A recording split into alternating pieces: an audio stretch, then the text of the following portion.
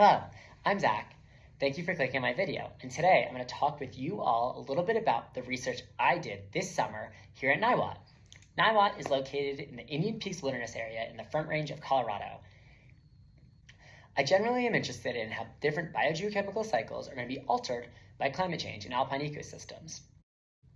Alpine ecosystems, and more broadly mountain ecosystems, are really important since they support about 1/3 of terrestrial biodiversity and about 1/2 of fresh water for humans, making these ecosystems critical for both human and wildlife. Alpine ecosystems are also interesting because they're incredibly sensitive to climate change, since they're defined by these really short growing seasons with harsh weather. I study the nitrogen cycle here up at NIWA, which is super important for both microbial and plant growth, since it's a macronutrient, meaning it's one of the main things that limits growth for both plants and microbes, along with water, carbon, and phosphorus. It also can have detrimental effects to the ecosystem, including soil acidification and leached nitrate into our waterways, which can lead to eutrophication.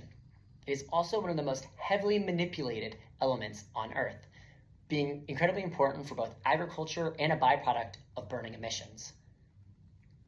Here at NIWA, I studied how earlier snowmelt can alter the nitrogen cycle throughout a prolonged growing season. And to do this, I used the black sands plots, as you can see here.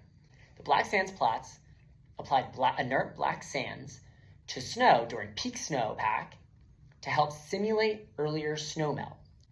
This is incredibly interesting because earlier snowmelt and prolonged growing seasons, both byproducts of climate change, could have immense implications for nitrogen and how it's transformed.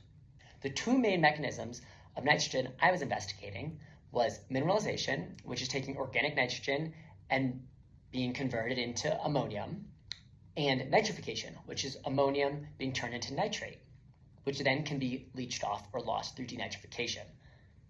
How climate change is altering the nitrogen cycle in the alpine ecosystem is important because it can help us better project how these delicate ecosystems may change. For example, if more nitrogen is made available, the ecosystem may shift away from being limited by nitrogen, which in turn could alter plant community composition.